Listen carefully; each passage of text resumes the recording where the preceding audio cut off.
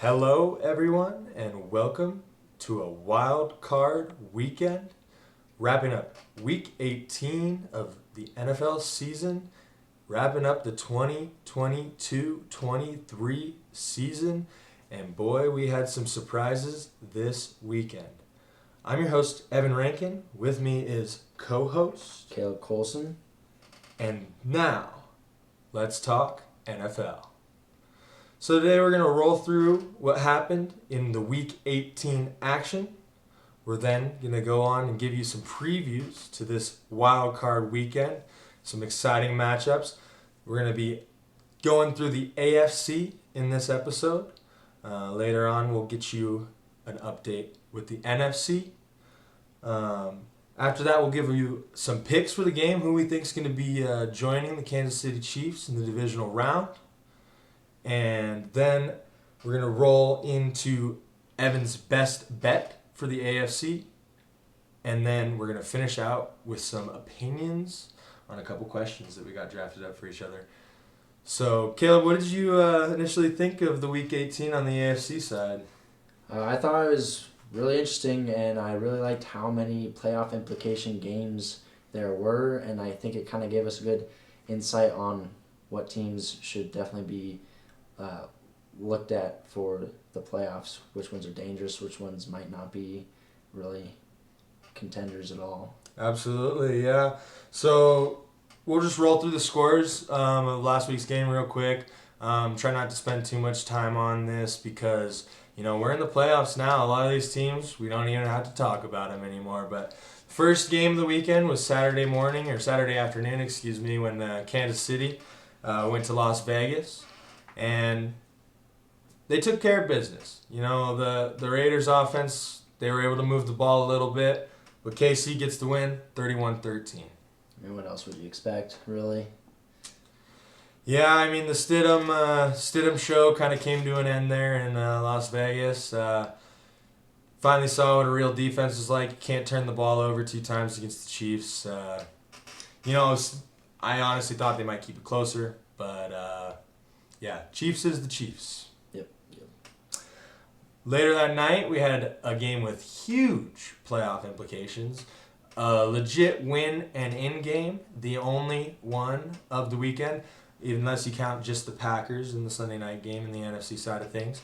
But this game between Tennessee and Jacksonville, I think a lot of people coming in would say that Jacksonville was probably going to win that game. And then a lot of people coming out of that game are saying that the Tennessee Titans probably should have won that game. Yeah. What are your thoughts on Jacksonville now? They were hot and looked a little iffy there. They didn't pick up a single first down in that second half, and they still came out with a win. I think their defense is definitely going to help them win games in the playoffs as they can go, but they can't depend on their defense solely like they did in this final game. Yeah, I really worry about Jacksonville's defense when it comes to going up against high-powered offenses. However, I do believe their offense can score. For sure. Tennessee does have a very, very stiff defense, coached by Mike Vrabel. So, they have faced some good defenses. But, Jacksonville got pretty lucky, but their defense is actually what won them that football game. Mm-hmm. So then the Sunday games rolled on in the AFC. And first of all, the Buffalo Bills returned from the horrific incident that happened on Monday night, and they returned in glorious fashion, running back 2 kicks on the Patriots special team unit, sending the Patriots home for the season. It's pretty miraculous. I'm sure you guys have heard. I'm sure you've heard. 3 years, 3 months since their last kickoff return touchdown, and they get 2 in a game. So you can't get any more storybook than that. It's gorgeous. It's what makes sports so special, really. Moments like that. Obviously, everybody's thoughts and prayers were with DeMar this week. And I think that everybody except for Patriots fans were totally okay with seeing the Bills have some fun on Sunday. And I think this could be a sneaky little thing to look for in the playoffs. It's not that sneaky. It's actually pretty obvious. These guys are playing for something. They're playing for their brother. So I think it's very powerful, and I think that the Bills are very, very scary. Definitely a team to watch out for. Absolutely. And then simultaneously in the morning on Sunday, we had the Baltimore Ravens without Lamar, without Tyler Huntley, facing off in Cincinnati against a very hot Joe Burrow and the Bengals. A Joe Burrow and the Bengals team that also had to experience, the horrors of that Monday Night Football game, the weirdness surrounding it all. The NFL did the best thing that they could to try to figure some stuff out. I mean, it's a scenario that never had been seen before. So, these teams are kind of bouncing back off of that, and Cincinnati took care of business. They beat Baltimore 27-16. Yeah, and there's the whole coin flip controversy. If Baltimore were to win that game, they would end up facing the Bengals in the wild card, who would get home field advantage. Luckily, we don't have to deal with that anymore because the Ravens didn't win. So. Yeah, and I think it's pretty interesting. I had in the notes here that the Ravens turned the ball over 4 times. They threw 2 interceptions, fumbled the ball twice, and also lost the ball twice on 4th down attempts. You can't win football games when you turn the ball over 6 times. No. Especially against Joe Burrow and the Bengals. This game is lucky that it was within 2 scores, really. I think the Ravens are going to hope for a much different outcome this week, as we got a rematch of this game coming up this weekend. But, I think the Ravens are going to be working hard this week on ball security.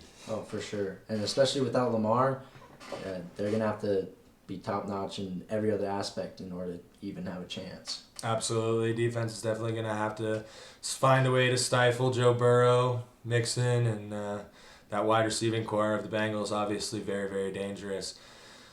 So now I hate to do this to you, Caleb, but this one's going to have to probably hit home hard for a dear, diehard Steelers fan like yourself. Yeah. The Steelers did what they had to do. They took care of business. They hosted the Brownies, Deshaun Watson and the Browns. It was a very slow starting game. Nobody was really scoring. Kind of typical AFC North battle, but boy, Kenny Pickett and the Steelers offense really got going. Yeah, I think it really happened once they started meshing, and especially the offensive line, they bought into Matt Canada's system, and Matt Canada, I think, learned a few things throughout the season. But the Jets didn't take care of business. Joe Flacco, ex-Ravens quarterback, didn't take care of business, so the Steelers didn't get in despite another winning season.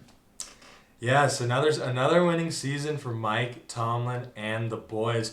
I think from an outsider's point of view, you almost got to be happy with some of the results this year. But like you say, Matt Canada and the offense really had their struggles early, and it's frankly the reason why they're not in the playoffs. You saw some good things, really turned it around. And there were a lot of games where the Steelers' defense won them games. But, here, especially in this game, Kenny Pickett and the Steelers' offense won them this football game. Now, on the other side of things, in a very ugly game, defensive slugfest, we already previously mentioned Joe Flacco versus Skylar Thompson and the Miami Dolphins, okay? This is the matchup of obscure quarterbacks, and it has heavy playoff implications. The Jets had lost their chances. They failed to beat Seattle the week before. But Miami's playing for their football lives with Skylar Thompson, third-string rookie, under center. No offense to the kid, but I guarantee you any Dolphins fan that you ask is going to want to have Teddy Two Gloves or Tua Tagovailoa under center. They do not want Skylar Thompson under center. Nonetheless, the Dolphins' defense shuts down Joe Flacco. They eke out the Jets, and they score the 7th seed in the AFC. They did a lot to deserve it early in the year, and they did a lot to lose it late in the year, but they barely eked in. And I don't know how far they'll get without Tua, but I guess that We'll just have to wait and see. Yeah. Well, it's one of the last two games we got here is one that really does not matter at all, except for draft position. And that draft position did change because the Houston Texans rallied from behind in the fourth quarter to beat the Indianapolis Colts, giving the Indianapolis Colts a better draft pick and giving the Chicago Bears the number 1 overall draft pick. Houston was in possession of this pretty much the entire season. I think the Lions had tied with them at one point at 1-6. Those two seasons went in very different directions. But yeah, the Texans do not have the first pick. In the end, I don't think it's going to be the end of the world for this organization. I think it's got much bigger problems to worry about. Definitely more than one offseason is gonna. It's gonna take more than one offseason to fix that team. There's a project down in Houston. Let's just say. I mean, I hope they pleasantly surprise us. For the sake of Houston fans and Competitiveness in the NFL. In the NFL, absolutely. But poor Houston. And wrapping up the AFC, we have the Denver Broncos knocking off the Los Angeles Chargers, a playoff team themselves, not going into the playoffs the way they would like to. Not at all. Really, Chargers defense just struggled, giving up 31 points to this Denver offense. 38. It's pretty ugly, but I know that it's probably going to give some hope to some Denver fans going into the offseason. But it might be a little bit of a lost cause over in Denver, too.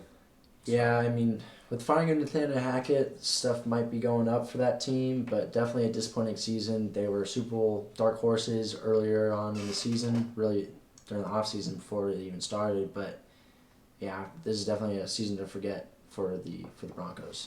Yeah, absolutely. The Nathaniel Hackett era will be one to look back on in the history books for sure. I understand the hype that was surrounding the Broncos entering this season, but yeah, they sure failed to perform. Mm-hmm. Well, that wraps up Week 18, and now we get to move on to this weekend's games. So the first game, of this weekend is going to be in the AFC. Is going to be the Los Angeles Chargers headed down to Duval County, Jacksonville, Florida. The Jacksonville Jaguars make the playoffs for the first time since 2016. That team, the Saxonville Jaguars, we remember how close they were to going to the Super Bowl. Almost beat Tom Brady in that conference championship.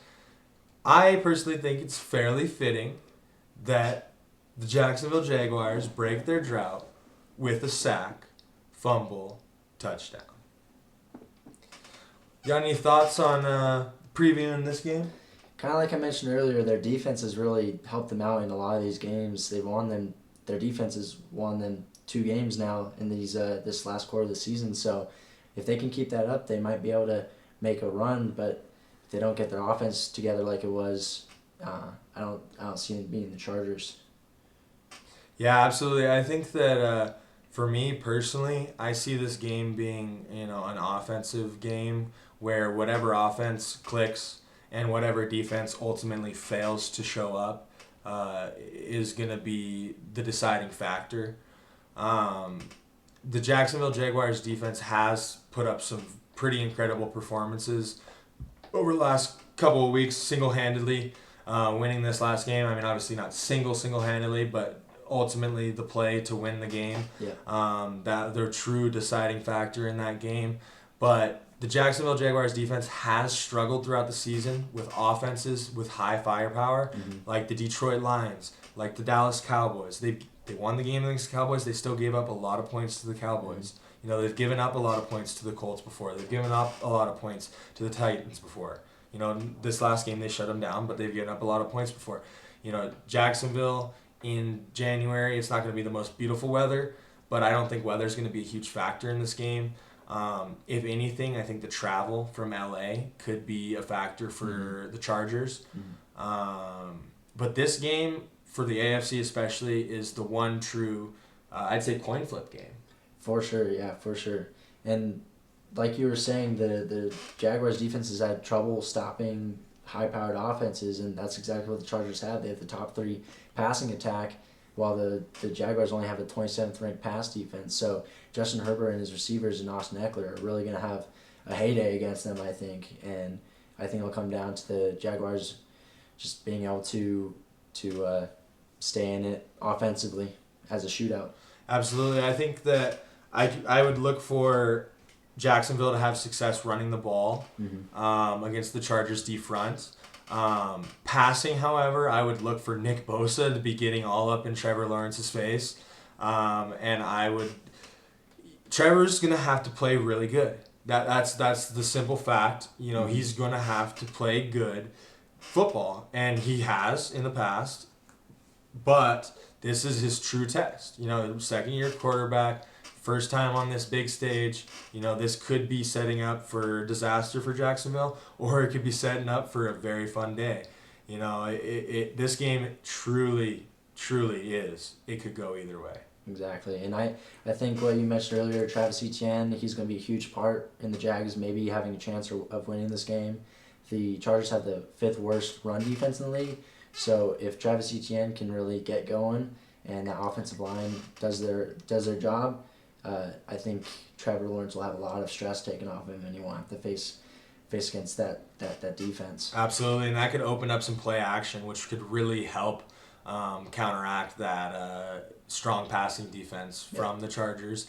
But simultaneously, I think the Chargers are going to have, like you already kind of mentioned with the Jaguars' struggles on the pass defense, I think the wide receiver core for Justin Herbert and the Chargers could have a day. I'd not look for Austin Eckler to have a bunch of yards on the ground, but I would look for Austin Eckler out of the backfield. I think that he's going to be a great weapon for Justin Herbert, and I also would love to see some Keenan Allen get in the mix there as well. Yep. And I believe Mike Williams got hurt against the Broncos, so watch out for that. Maybe he might be out. Yeah, definitely. Then the Chargers will be relying on Keenan Allen more without Mike Williams. So then we roll into Sunday, and Sunday's games are a little bit more lopsided, especially when it comes to the Vegas spread. The Miami Dolphins snuck into the 7th seed, and they traveled to Buffalo, New York to play Josh Allen and the Bills. They are not going to have Tua, and they may not have Teddy Bridgewater. It may be Skylar Thompson and the boys. It's unclear at this moment who's going to be starting. Right now, I'll say if Teddy starts, Miami has a chance to keep it close. I never would like to say that they don't have a chance at all in a playoff game. It's the NFL. It's any given Sunday. But this Bills team, what they've had happen the last couple weeks, this Bills team wins football games. And I think they're going to win this football game at home. I completely agree, and I think Skylar Thompson is going to have just a nightmare of a day. I don't think he's going to be able to do anything for them. This Bills defense is great at taking the ball away, fourth in the NFL, and I think they're just going to get after him, and I don't think the Dolphins are going to be able to move the ball on this Bills defense. And then the Josh Allen, Stephon Diggs, Dawson Knox, they're gonna have their way with this Dolphins defense. Yeah, I think the writing is on the wall here for a pretty one-sided game. Obviously we could be surprised, but I see the Bills scoring in the high 20s, low 30s, and I don't know if the Dolphins get double digits. Yeah, he'll definitely take a lot of work and a lot of mistakes by that Bills defense to get the Dolphins anywhere near them. I will say this though, Mike McDaniels, if he can have some success in this game, that will prove a lot for his coaching, credibility. I think he's an awesome coach. I think he's a unique coach. I think he encourages his players to be themselves, which is really important, especially in the modern day of football. And he's had to have some adversity. I mean, getting your quarterback knocked out, there's not much worse that could happen. So if you can find a way to take your boys up to Buffalo and keep it close, you should be very proud. You know, I think that Miami fans may be disappointed, especially because last year they just missed the playoffs and, things have been looking up, but things didn't go quite right for them this year. I think that they should be happy if they can put up a good fight in this game. Yeah, Mike McDaniels may have not been their first pick for coach, despite that controversy, but they can't really complain for what he's done. I mean, he's gotten them into the playoffs, and he's done a lot with what he's had, especially with everything with Tua. So I think they should be thankful for what they've got, and hopefully, if this doesn't go their way, just build on it and get better for next season. Yeah, absolutely. I mean, obviously, it's such a tough ask trying to get them to go up to Buffalo to get the job done. But, you never know. It's the NFL. Mm-hmm. Crazy things happen. Yep. So now we'll roll into the third and final AFC matchup, which is going to be Sunday night primetime game on NBC. Probably will be Chris Collinsworth and Mike Tirico on the call. Joe Burrow and the Bengals look to once again defeat the Ravens, as they just played each other last week in Week 18, and try to find their way to, more than likely, Buffalo for the divisional round. For me, this matchup really... first of all, we need to explain that Lamar Jackson has not been practicing. He's been running, not been able to really make cuts. His injury is clearly bothering him. Even if he plays, I don't think it will be the Lamar that people want or expect. Mm-hmm. I don't see him playing. I think more than likely, if anything, Huntley could come back and play, which I actually think that could be okay as long as the Ravens protect the ball. As we previously mentioned, in the recap, the Ravens could not protect the ball against the Bengals. So in order to keep this close and make this a ball game, the Ravens have to worry about ball security.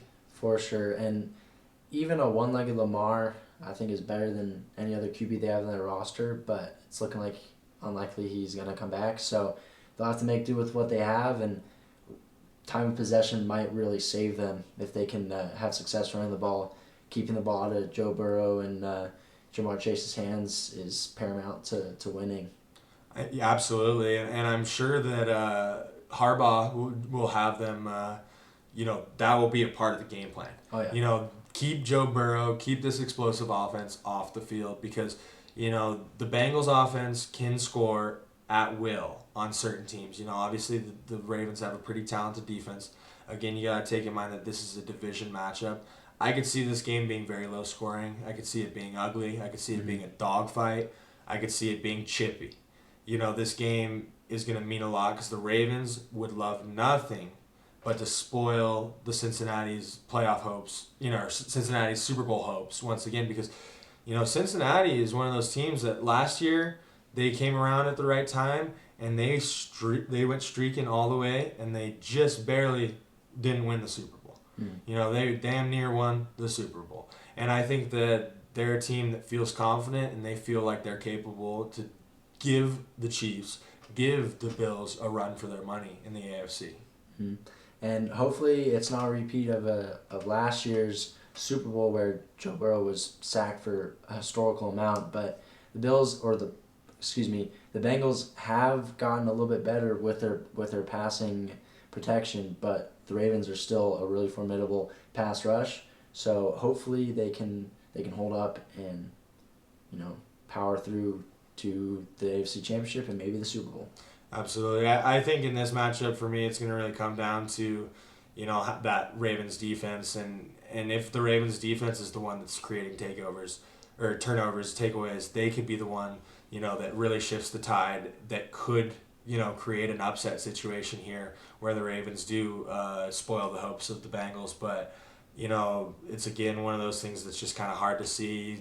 The Bengals are they're a very strong team, they're a very good offense, and they're a very confident team. Yep. And if it does come down to a field goal in the end, both kickers are exquisite, and Justin Tucker may be the greatest kicker in NFL history. So if it does come down to the wire, then it'll be fun to watch.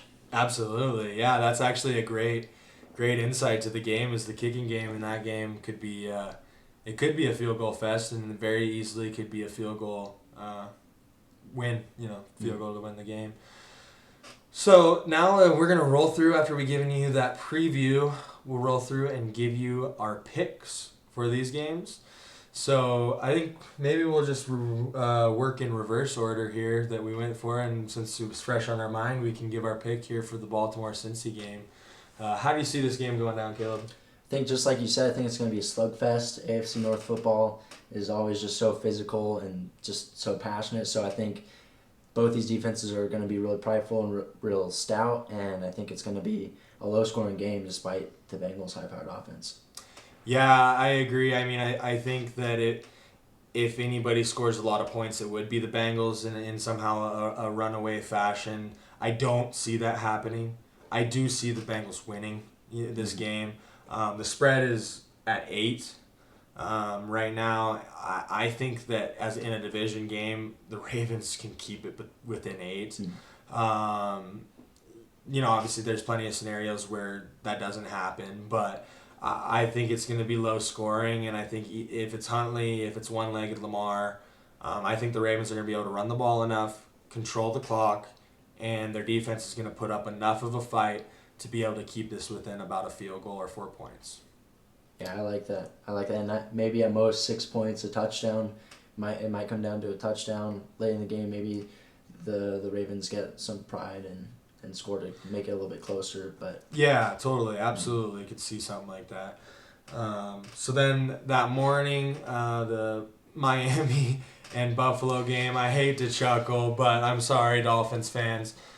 I believe your season will end here. I believe a lot of you know that. I'd love to see the miracle. I don't see the miracle happening. Quite frankly, I see the Bills winning by maybe 20 points. For sure. I stand by Skylar Thompson is not gonna move the ball.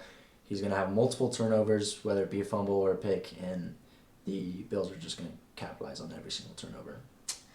Yep, I think that it could stay close early, but it's one of those games where you might blink in the third quarter and go, oh, wow, the Bills are up 25 points. Yeah. So, and then the true coin flip game where we will see if we differ at all on our opinions.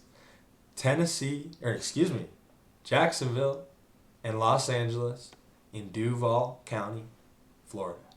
Who do you got in this one? Even though the Jaguars' defense has been real stout these past few weeks and have frankly won their team games, I don't think they're going to be able to withstand Justin Herbert and the passing attack of the Chargers. I think it's going to be a shootout. It may be close, but I think the Chargers are going to come out on top. See, I absolutely see how that could happen. I absolutely see a world where Justin Herbert and the Chargers take advantage of the holes in the Jacksonville defense. They're still a very young team. But I think Doug Peterson is going to have this offense clicking. I think Trevor Lawrence is going to play very well. And I think Travis Etienne is going to have a great football game. And I am going to give the slight edge to the Jaguars at home. I don't love it. I could see them losing by 1 point. I could see them losing by a field goal. But I also think that they could get this done at home. I think the travel could really impact Los Angeles. I know it shouldn't in the playoffs. You shouldn't, let that affect you. But that's a long, long flight. You're going all the way coast to coast. I think that Jacksonville's riding high off some momentum. I think that place is going to be a zoo. I think the Jacksonville fans are going to be fired up. I'm excited for this one, really. I'm truly excited for that one. Even though I will say it's probably not going to have much meaning either of those teams. I don't see them going super far down the line. Quite frankly, I see them being sacrificial lambs to the Chiefs in Arrowhead next week. But, I think it'd be cool if Jacksonville, could put something together. Yeah, I definitely think this is going to be the most interesting and the best game of the weekend. But I agree with you in the aspect that no matter what team wins, I don't see them making it past the divisional round. Alrighty, folks. Well, those were our picks for the game. And now we're going to roll into a segment where we're going to call it Evan's Best Bet. And quick little disclaimer, this is not gambling advice. If you gamble, please gamble responsibly. You can't control the outcomes of games. I don't know what's going to happen. This is a prediction based on opinion. But my best bet of the weekend is going to be the over 47.5 in the Chargers and the Jaguars game. One that I'm also looking at that I wouldn't say is as confident, I'd say the Ravens +8 is also a pretty good bet. I think that they can keep it within one score. I could totally see where Joe Burrow end up, scoring at the very end to make it a 2-touchdown game, something like that. But I truly think that the Ravens will come fired up. It's a divisional game. That's a lot of points. AFC North matchups are always close. They're always real fierce. So I think that's a good bet. All right. Well, hopefully I just made you some money or not. And now we're going to roll into our closing segment where we're going to give our opinions on questions for each other. So my first question for Mr. Caleb is going to be a question about the New England Patriots and Mac Jones. Has Bill Belichick proven that he is capable of winning without Brady, and will the Patriots with Mac Jones ever be able to be a factor in an AFC East that contains Josh Allen and the Bills and hopefully a healthy Tua Tagovailoa and the Miami Dolphins? That's a good question, Evan. I think Bill Belichick has solidified himself as one of the greatest, if not the greatest, coach in NFL history. And I think he can do a lot with a little.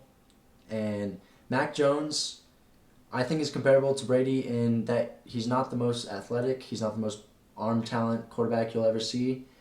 But I do think that they can get the job done. Maybe in the next few years, not ever really winning the division, but always sneaking in or being in the playoff hunt late in the season. The real thing is getting Mac Jones legitimate weapons. You can't really do that much with an older Devontae Parker, Jacoby Myers, no dominant tight end anymore, really, except for Hunter Henry. He's pretty solid, but without real weapons or even a really strong running game like Brady had, I don't really see them making as much noise as Bill Belichick used to make. But I do think that because it's Bill Belichick and he always has good defenses, I think they'll always be in or around the playoffs for the rest of his coaching career. Yeah, I think he's one of those coaches that is just so good, like you say, that no matter really what he's presented with, he's going to be able to make something out of it. You look at his worst season, after Brady, he had to deal with a washed-up Cam Newton and a bunch of other stuff going on. So, I think Bill is maybe not going to be as, dominant, as scary entering the playoffs. But I could see, maybe a couple of years in the next 3 or 4 years where we have 3 teams out of the AFC East go into the playoffs. And I know that a lot of people were hyping up the AFC West, and there will probably be a lot of hype around the AFC West next year with Russell Wilson and the Broncos, Justin Herbert and the Chargers. Obviously, Pat Mahomes and the Chiefs have not gone anywhere. But I truly see that, they win games. And, schedules are schedules, and you don't control your schedule. So a lot of times Bill's going to win the games on his schedule. Mm-hmm. Mm-hmm. I have a question for you now, Ivan. Not just with playoffs, but any AFC team, what team surprised you the most this season? Well, I'd say definitely first off a surprise in a negative way would be the Indianapolis Colts. Now, I know shipping over Matt Ryan, maybe not nobody, some people, probably some passionate Colts fans, nobody was really screaming off the rooftop saying Matt Ryan's going to be the savior. But for multiple years, this Colts team has supposedly been a quarterback away. You know, they've had weapons at wide receiver. They've had, Mo Alley Cox at tight end. You know, they have Jonathan Taylor. They've had a dominant offensive line year in and year out for quite a few years. You know, they couldn't find the quarterback. It wasn't Phillip Rivers. He got him to the playoffs but couldn't do anything. He was older than dirt. You know, Carson Wentz, it's washed. Carson Wentz. Sorry, Carson, but sorry. Good gosh. Okay, now this year you bring in Matty Ice. Out of the three on paper, you'd think that probably he'd have the best chance, but it just did not work in Indianapolis this year. I don't know. I didn't think that they would be dominant, but look at how the AFC South shook up. You know, the Jags won the division at 9-8. Indianapolis Colts fans, if you were told that at the beginning of the year, you'd be, in disbelief. You'd go, no way, the Colts are probably 11-6 or 12-5 or whatever. Nobody would have thought that the Colts would end up 4-13. No, I don't think that was much on the radar for many people. And actually, I'm kind of surprised at almost how predictable the AFC playoffs were. Really. I think the Steelers getting in would have been a huge surprise. I think I could still call them a pretty pleasant surprise at 9-8 due to how they started off, due to, they weren't supposed to be good this year. They weren't supposed to be a winning team this year. But another disappointment could be the Titans. But things shook up, really how me personally, I would have seen it. The Chiefs still up there, the Bengals still up there. The Ravens coming out of the North, still up there, obviously in a wild card, but they're still in the playoff mix. They've been in the wild card year in, year out, with Lamar injuries, without Lamar injuries, and obviously there's the Buffalo Bills. So, the AFC wasn't too crazy except for teams underperforming that I thought maybe would be more in the mix. Yeah, talk about teams underperforming. The Raiders getting Devontae Adams, Derek Carr, now looking like he's not even going to be on the team next season. They're the three teams that really stood out as underperformers who definitely did not meet expectations. The Raiders, the Broncos, and the Colts. The Colts may have not been as hyped up as the Broncos or the Raiders, but they were not looked at as a bottom feeder team in the NFL yet. But that might be their fate for the next few years now. Exactly. Yeah, and they're in a situation that how are you going to fix it? It's going to be interesting to see what happens in Indy. The quarterback carousel will kind of be continuing to run because I'm sure that Matty Ice won't be there. Maybe Sam Ehlinger shows some promise over the summer, but I don't think that's going to be your guy either. So, Indy might be drafting a quarterback or who knows. So. And Jeff Saturday is most likely going to be an interim head coach and not a full-time head coach. I don't see them bringing him back at all. It was cool that he got a win right away. I have nothing against the guy, but obviously he was not able to produce any results on the football field. I know it's a tough situation coming in as an intern head coach. Many people don't succeed at it. If he really wants to become a head coach, he can get a job on staff somewhere and work his way up the ranks and get another shot at it. Look at Dan Campbell for the Lions. Dan Campbell became intern head coach for the Miami Dolphins in, I believe, 2014. And he came in and they won one game and they lost every other game. And Sean Payton picked him up on the New Orleans Saints staff. He studied under Sean Payton for a while. Boom, Sean Payton's out of the league. Now Dan Campbell's got a head coach job somewhere. It's going to be something like that if Jeff really wants to pursue the coaching position. But I don't know. Tough to say. Yeah, great center. And coach, not so much. I think that's probably how it will go down. I hope I'm wrong, but I don't think so. Well, I think maybe we can wrap up on one more question that I got for you. I kind of mentioned this a little bit earlier, but being a diehard Steelers fan, you got to have a pretty interesting season.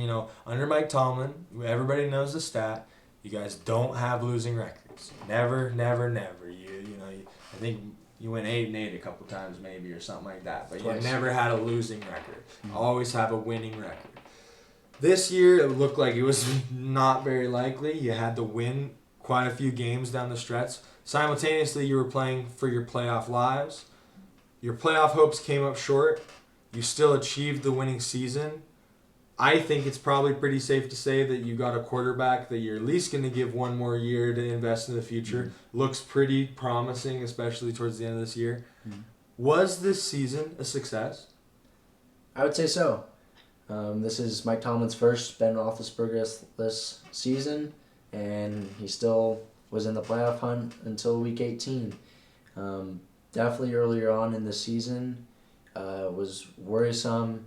It was looking like his streak was over. I thought it was more Matt Canada's fault than anyone else, but he surprised me by improving a lot over the season, and a lot of it I think has to do with not only him improving, but the offense really buying in to his offensive system and the offensive line really meshing together. But overall, yeah, this is definitely a successful season. It was supposed to be a rebuilding year. It definitely was a rebuilding year in the standard of the Steelers, but having a really strong draft class in Pickett and Pickens, we have a really young core to build off of, and I think next season will look a lot better with another offseason to work for everyone in the organization. Yeah, I'll tell you, as a non-Steelers fan, and I'm not an AFC fan, so it's not that crazy, or it's not that hurtful to me, but the Steelers will not go away. They will not go away. As long as Mike Tomlin is that head coach, he will have those boys winning football games. It's really impressive to see. It's impressive to see how Matt Canada turned it around, got the offense to click. The defense is never the issue when it comes to the Pittsburgh Steelers. Never the issue. TJ Watt was banged up early in the season, which caused a lot of harm to the Steelers, and you ended up, when the Steelers have TJ Watt versus when they don't, the win-loss spreads are absolutely ridiculous. They win ball games when TJ Watt is on the end of the line of scrimmage. The defense had to win them some games throughout the season, but especially this last game against the Browns and a handful of games prior where they had to make game-winning drives late in the game, the offense is what ultimately makes this Steelers team what could be the next step to being another great Steelers team, another deep playoff run for a Steelers team in the near future. And I think something that really gives this organization hope for a better season next season is the game-winning drives by Kenny Pickett. 2 game-winning drives in a row shows that the rookie really has it, and his stats may not show it, but for a while there, he wasn't throwing interceptions, and I think that's a lot. Most what you can ask of a rookie quarterback is don't turn the ball over, make good decisions, and he did that. So if anything shows that they're going to be ready for next season, is how their defense played later in the season and how the offense improved. And since he showed that improvement, that will prove to be true in the stats of next year and the upcoming seasons. His stats, and also you got to think of the offense that the Steelers run. They're not, a high-flying, bomb it downfield every play type of offense. They're a run-oriented offense. They're a move-the-ball offense. That this is why Ben Roethlisberger was so successful with the Steelers for so long, is he was able to understand the offense and matriculate that offense down the field. And Kenny being able to execute game-winning drives and being able to be composed and be able to run this improved Matt Canada offense, that shows a lot of poise, and I think it shows that kid's got some talent. I personally, last year after the Lions had such a not really that disappointing, being that they were basically predicted to not win a game, but having Jared Goff at the helm and not really having very many good stats, having lots of fumbles, lots of picks, I personally hoped that the Lions would have an opportunity to pick up Kenny Pickett last year. Obviously he ended up going to the Steelers, being from Pitt. That's pretty cool connection there. I think he has an opportunity to be a franchise QB for the Steelers. And luckily for me, Jared Goff ended up being not quite as bad as we thought. So, well, I think we hit the 45-minute mark roughly. I think we'll wrap it up for today. But I thank you so much for joining the Now Let's Talk NFL podcast. Me and Caleb will be back at you as soon as we can with an NFC preview. Peace.